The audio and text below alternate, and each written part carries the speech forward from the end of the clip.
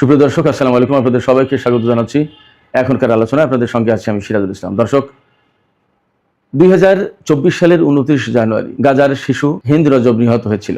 6 বছরের এই ফুটফুটে কন্যা শিশুটিকে ইসরায়েলের যে কমান্ডার হত্যা করেছিল, সেই কমান্ডার গতকাল দক্ষিণ লেবাননে নিহত হয়েছে। শুধু সেই কমান্ডার নয়, তার সাথে আরও 4 সেনা নিহত হয়েছে। এদিকে দক্ষিণ লেবাননে ইরানের ফিল্ড কমান্ডার মোতায়েন করা হয়েছে বলে ইসরায়েলের হিব্রু ভাষার গণমাধ্যম দাবি করেছে।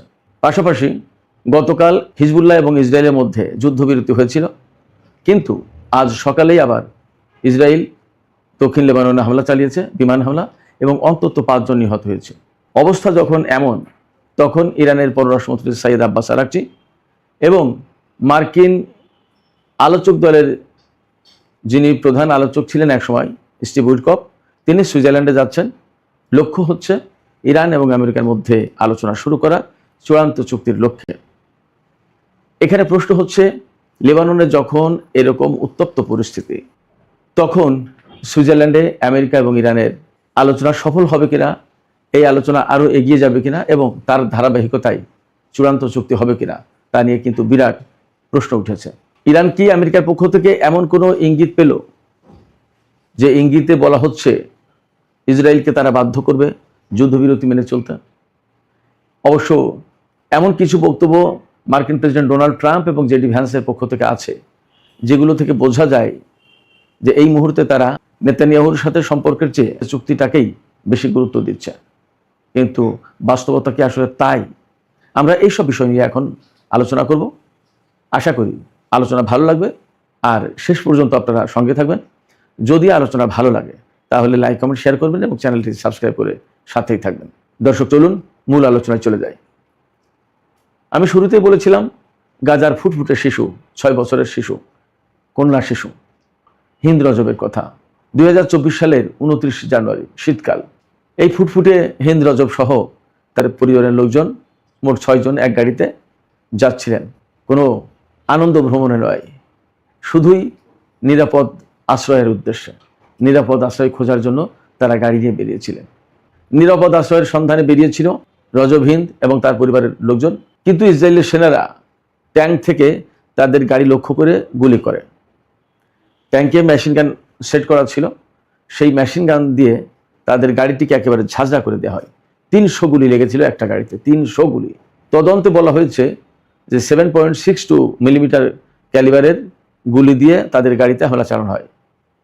300টি গুলি তাদের গাড়িকে একেবারে ঝাঁঝরা করে দেয়, তাদের গাড়ির সব লোকজন মারা যায়। মাত্র 12 থেকে 13 মিটার দূর থেকে ইসরায়েলি ট্যাঙ্ক থেকে তাদের গাড়ি লক্ষ্য করে গুলি চালানো হয়। মানে একেবারে ইচ্ছাকৃতভাবে, জেনে শুনে বুঝে এই ফিলিস্তিনি পরিবারটির উপরে হামলা চালায় এবং তাদেরকে হত্যা করে ঠান্ডা মাথায়। ভাগ্যক্রমে রজবহীন তখনও বেঁচে ছিল। সে তার বাবা মা বা পরিবারের কোনো ফোন নিয়ে, কারোর কোনো সদস্যের ফোন নিয়ে গাজার রেড ক্রিসেন্ট সোসাইটিকে জানায় যে আমাদের উপর গুলি চালিয়েছে, আমাদের সবাই মারা যাচ্ছে, আমাদেরকে বাঁচাও। তারপরে গাজার রেড ক্রিসেন্ট সোসাইটির একটি অ্যাম্বুলেন্স, 2 জন প্যারামেডিক সহ ছুটে আসে সেখানে। সেই অ্যাম্বুলেন্সের উপরেও গুলি চালায় ইসরায়েলি সেনারা, এবং অ্যাম্বুলেন্সে 2 জন প্যারামেডিক্স ছিলেন, তারা ঘটনাস্থলেই মারা যান। ঘটনাস্থলে ইসরায়েলি সেনারা মোতায়েন ছিল বলে সেখানে ওই পরিবারের লোকজনের মরদেহ বা রেড ক্রিসেন্টের যে 2 প্যারামেডিক্স, তাদেরকেও উদ্ধার করা যায়নি। পরে 11 ফেব্রুয়ারি যে এলাকায় হামলা চালানো হয়েছিল, সেখানে উদ্ধার অভিযান চালানো হয় এবং হিন্দ রজবের মৃতদেহ সহ তার পরিবারের সদস্যদের মরদেহ উদ্ধার করা হয়, লাশ উদ্ধার করা হয়। হিন্দ রজব সেদিন রেড ক্রিসেন্ট সোসাইটিকে ফোন করে কি বলেছিল, এই ফোন কলের রেকর্ড পরবর্তীতে বিশ্বব্যাপী ছড়িয়ে পড়ে এবং সারা বিশ্বে শোকের ছায়া নেমে আসে। হিন্দ রজব মারা যায়, কিন্তু পৃথিবীর বহু মানবতাবাদী মানুষের হৃদয়ে তার ভালোবাসা রেখে যায়। তার ওই ফোন কলের রেকর্ড বিশ্ববাসীর মনে ভীষণভাবে দাগ কেটেছে। হিন্দ রজব চলে গেছে, কিন্তু পৃথিবীর মানুষের হৃদয়ে যে ভালোবাসার দাগ কেটে গেছে, তা আর কোনোদিন মুছে যাবে না। এই হিন্দ রজব এবং তার পরিবারকে হত্যা করেছিল ইসরায়েলের আর্মড ব্রিগেডের 52তম ব্যাটালিয়ন। সেই ব্যাটালিয়নের কমান্ডার লেফটেন্যান্ট কর্নেল সিমহন এবং তার 4 সহযোগী সেনা গতকাল দক্ষিণ লেবাননের সীমান্তে হিজবুল্লাহর হামলায় মারা গেছে। চমৎকার তথ্য হচ্ছে যে তারা মারা গেছে সেই ট্যাঙ্কের ভেতরে, যে ট্যাঙ্কে তারা গাজার হিন্দ রজবকে হত্যা করেছিল, যে ট্যাঙ্ক থেকে গুলি করে, সেই ট্যাঙ্কের ভেতরেই তারা থাকাকালীন হিজবুল্লাহ অ্যান্টি ট্যাঙ্ক মিসাইল ছোড়ে এবং তারা মারা যায়। এটা নিয়ে ইসরায়েলে কিন্তু ব্যাপক তোলপাড় চলছে, সারা বিশ্বেই তোলপাড় চলছে বলা যায়। ইসরায়েল জেনে গেছে গাজার হিন্দ রজবকে হত্যাকারী তাদের সেনা অফিসার সিমহন আজ মারা গেল। আমি বলছি না যে গাজার হিন্দ রজবকে হত্যা করার জন্যই সিমহন মারা গেছে, কারণ এমন বহু শিশু গাজায় মারা গেছে, তাদেরকে হত্যা করা হয়েছে। কিন্তু একথা ঠিক যে গাজার বহু বেসামরিক মানুষ প্রাণ দিয়েছে সেনাবাহিনীর হয়ে, এই সমস্ত বেসামরিক লোকজনকে হত্যা করা সিমহনও মারা গেছে। কেউ পৃথিবীতে নেই, কেউ পৃথিবীতে চিরদিন থাকে না।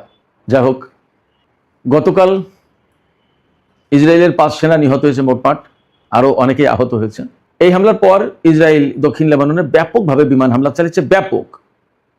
দুঃখজনক হচ্ছে কি যে ইসরায়েল কখনো শিক্ষা নিতে চায় না যে এত বেসামরিক মানুষ মারা যাচ্ছে, আমরা কিছু হামলা কমাই, বেসামরিক লোকজনের জীবন যাতে না যায়, যাতে তারা মারা না যায় সেই ব্যবস্থা করি। তা কিন্তু করে না। ইসরায়েলের যুদ্ধের প্রধান অংশই হচ্ছে বেসামরিক জনগণের উপর এবং তাদেরকে হত্যা করা। এবং এই কথাই কিন্তু গতকালকে বলেছেন মার্কিন ভাইস প্রেসিডেন্ট জেডি ভ্যান্স, যে ইসরায়েলের সামনে যত সংকট আসে সমস্ত সংকট তারা হত্যাকাণ্ডের ভেতর দিয়ে সমাধান করতে চায়। এটা ঠিক না, এভাবে চলতে পারে না। ইরানের সাথে যে সংকট চলছে তার সমাধান যে শুধুই মাত্র হত্যাকাণ্ডের ভেতর দিয়ে হবে, এটা ভাবা উচিত না। তিনি ইসরায়েলকে আরো কিছু কড়া কথা বলেছেন, আমি পরে বলবো। তো যাই হোক, এই দক্ষিণ লেবাননে ব্যাপক দুই পক্ষের ভেতরে যুদ্ধ চলছে, হিজবুল্লাহ এবং ইসরায়েলের ভেতরে প্রচন্ড রকমের যুদ্ধের প্রেক্ষাপটে কিন্তু সুইজারল্যান্ডে গতকাল শুক্রবার 19 জুন 2026 যে আলোচনা হওয়ার কথা ছিল তা কিন্তু হয়নি। প্রধানত ইরান ওই আলোচনায় যেতে রাজি হয়নি, বলেছিল যে লেবাননে যখন যুদ্ধবিরতি কার্যকর হয়নি তখন আমরা আলোচনায় যাব না। এর প্রেক্ষাপটে আমেরিকার প্রেসিডেন্ট এবং ভাইস প্রেসিডেন্ট দুজনই ইসরায়েলের উপরে আসলে খুবই ক্ষুব্ধ হয়েছে, কারণ লেবাননে যুদ্ধবিরতি করাটা এই যে সমঝোতা সই হয়েছে তার 1 নম্বর শর্ত, সেটা না করলে তো ইরান মানবে না। তো যাই হোক, দক্ষিণ লেবাননে এই প্রচণ্ড যুদ্ধের প্রেক্ষাপটে আমেরিকা ইসরায়েলের উপর চাপ সৃষ্টি করেছে। গতকালকে তারা আবার যুদ্ধবিরতিতে রাজি হয়েছিল, আবার আজকে তারা যুদ্ধবিরতি লঙ্ঘন করে আবার লেবাননে হামলা চালিয়েছে। তাহলে আবার হিজবুল্লাহ হামলা চালাবে, এটাই স্বাভাবিক। তার মানে আবার কিন্তু সেই যুদ্ধ ছড়িয়ে পড়বে, সে যুদ্ধের আগুন দাউ দাউ করে জ্বলে উঠবে এবং আশঙ্কা করা হচ্ছে সুইজারল্যান্ডে ইরান এবং আমেরিকার মধ্যকার আলোচনা ভেঙে যেতে পারে। যে পরিস্থিতি, ইসরায়েলকে যদি না থামায় তাহলে ইরান কোনো মতেই এই আলোচনা চালিয়ে যাবে বলে মনে হয় না। এর ভেতরে ইসরায়েলের হিব্রু ভাষার গণমাধ্যম জানিয়েছে যে ইরানের ফিল্ড কমান্ডাররা দক্ষিণ লেবাননে উপস্থিত হয়েছে, তাদেরকে মোতায়েন করা হয়েছে দক্ষিণ লেবাননে, এবং তারা আলী আল তাহের নামে একটা পাহাড় আছে, সেই পাহাড় কন্ট্রোল করার চেষ্টা করছে, সেই এলাকায় তাদের মোতায়েন করা হয়েছে। এখানে একটু বলে নিতে হবে আলী আল তাহের পাহাড়টা কেন গুরুত্বপূর্ণ এবং এর ভৌগোলিক অবস্থান কি।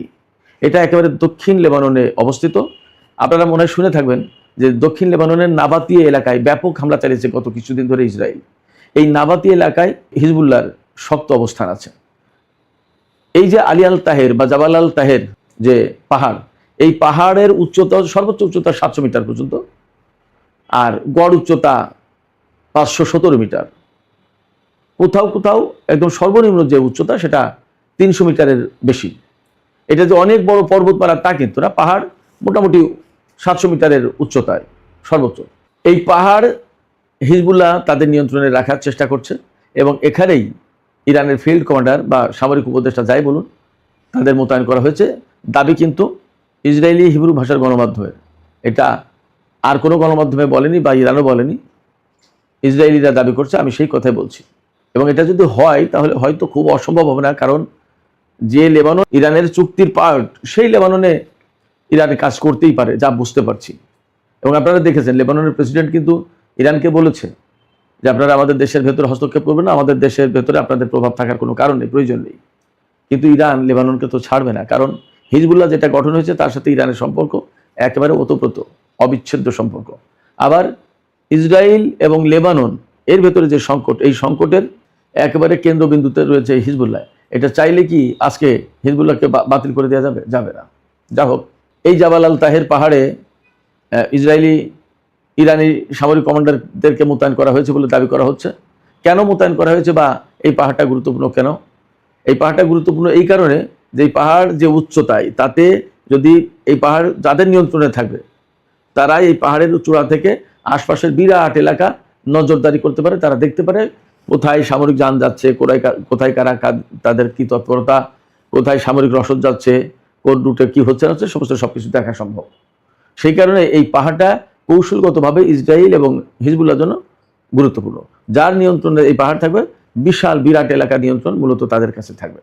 সেই জন্য এই পাহাড় দখলে মরিয়া ইসরায়েল। আর লেবাননের হিজবুল্লাহরাও বা ইরানের পক্ষ থেকে যে সাপোর্ট দেওয়া হচ্ছে, তাতে তারাও এই পাহাড়ের দখল হাতে রাখতে উন্মুখ। বাস্তব কথা হচ্ছে এই পাহাড় কিন্তু লেবাননের ভেতরে, অতএব এই পাহাড়ে ইসরায়েলের কোনো উপস্থিতি থাকার কোনো আন্তর্জাতিক আইন অনুযায়ী সুযোগ নেই। কিন্তু যুদ্ধ পরিস্থিতিতে দখল বেদখলের ঘটনা, সেটা তো ভিন্ন কথা। যাই হোক, এই পাহাড়ের নিয়ন্ত্রণ নিয়ে অনেক বড় রকমের সংঘর্ষ হচ্ছে দক্ষিণ লেবানন। যে সংঘর্ষের আগুন সুইজারল্যান্ডের জেনেভা শহরের আলোচনা টেবিলকে পর্যন্ত স্পর্শ করেছে। এই রকম যখন ইসরায়েল এবং হিজবুল্লাহর মধ্যে সংঘর্ষ হচ্ছে, তখন ডোনাল্ড ট্রাম্প গতকাল বলেছেন, ইসরায়েলের প্রধানমন্ত্রীর প্রশংসা করেছেন যে তার সাথে আমার খুব ভালো সম্পর্ক। আবার তিনি বলেছেন যে তিনি একজন যোদ্ধা প্রধানমন্ত্রী। এই যোদ্ধা প্রধানমন্ত্রী দিয়ে দুইটা কথা বলা যেতে পারে, একটা প্রশংসা, লড়াকু প্রধানমন্ত্রী, আবার তার নেগেটিভ অর্থে যে শুধু যুদ্ধ করতে চায়, যুদ্ধদেহী, যুদ্ধবাজ, এটা কিন্তু নেগেটিভ অর্থে। ডোনাল্ড ট্রাম্প বলছেন তিনি একজন যোদ্ধা প্রধানমন্ত্রী, ওয়ারিয়র। এখন যে পরিস্থিতি, এই পরিস্থিতিতে কোনো মতেই প্রশংসা করার কোনো কারণ আছে বলে আমি মনে করি না। কারণ আমেরিকা এবং ইসরায়েলের ভিতরে এই মুহূর্তে সংকট চলছে ইরানের চুক্তি নিয়ে। আমি বারবার বলছি, এই চুক্তিটা আমেরিকার জন্য খুব বেশি প্রয়োজন। আমেরিকার জন্য যেহেতু প্রয়োজন, এবং ডোনাল্ড ট্রাম্পের অস্তিত্ব, রিপাবলিকান পার্টির অস্তিত্ব, তাদের রাজনীতি, অনেক কিছু ধরে রাখতে হলে ইরানের সাথে এই মুহূর্তে চুক্তিটা অপরিহার্য। এই চুক্তি যদি ইসরায়েলের কারণে ভেঙে যায়, না হয়, তাহলে রিপাবলিকান দলের এবং জেডি ভ্যান্সের সামনে নির্বাচনে প্রেসিডেন্ট পদে নির্বাচন করা সবই কঠিন হয়ে যাবে। রিপাবলিকান দল যদি কংগ্রেসের নিয়ন্ত্রণ হারায়, তাহলে ডোনাল্ড ট্রাম্প ইমপিচমেন্টের মুখোমুখি হতে পারেন। অনেক কিছু ভাবতে হচ্ছে ডোনাল্ড ট্রাম্পকে এবং জেডি ভ্যান্সকে, রিপাবলিকান দলকে। এই সমস্ত কারণে ডোনাল্ড ট্রাম্প এবং জেডি ভ্যান্স মূলত এই মুহূর্তে ইসরায়েলের সাথে দূরত্ব বজায় রাখছে, এবং মোটামুটি বলা যাচ্ছে, দৃশ্যত আমরা দেখতে পাচ্ছি যে ইসরায়েল এবং আমেরিকার মধ্যে একটা বড় রকমের ফাটল ধরেছে। সম্ভবত ইতিহাসে এইরকম হট টকিং, উত্তপ্ত বাক্য বিনিময়, গালিগালাজ, বকাবকি কখনো আর হয়নি আমেরিকার কোনো প্রেসিডেন্টের সাথে ইসরায়েলের কোনো প্রধানমন্ত্রী বা প্রেসিডেন্টের। তো এই অবস্থায়ও ইরান এবং আমেরিকা সুইজারল্যান্ডে বৈঠকে বসতে যাচ্ছে। আমরা আশা করব যে ইসরায়েলকে তারা ডিসম্যান্টেল করবে, আমেরিকা ইসরায়েলকে তারা নিষ্ক্রিয় করবে, থামাবে, এবং চুক্তির আলোচনা যাতে সুন্দর মতো এগিয়ে যায় এবং যাতে একটা চুক্তি হয়ে মধ্যপ্রাচ্যে শান্তি আসে, তার ব্যবস্থার জন্য যা যা করা দরকার আমেরিকা তা করবে। সুপ্রিয় দর্শক, এখনকার আলোচনা এখানেই শেষ করতে চাইছি। আলোচনা শেষ করার আগে আপনাদের কাছে জানতে চাই, আপনারা কি মনে করেন যে আসলে ইরান দক্ষিণ লেবাননে তাদের কোনো সেনা মোতায়েন করেছে? এবং যদি সেনা মোতায়েন করে থাকে, তাহলে লেবানন পরিস্থিতি কি বদলে যাবে বলে মনে হয় আপনাদের? আপনাদের মতামত কমেন্টে জানাতে পারেন। আর ভিডিও ভালো লাগলে লাইক, কমেন্ট, শেয়ার করবেন এবং চ্যানেলটি সাবস্ক্রাইব করে সাথেই থাকবেন। দর্শক, আপনাদের সবাইকে অনেক অনেক ধন্যবাদ। আল্লাহ হাফেজ।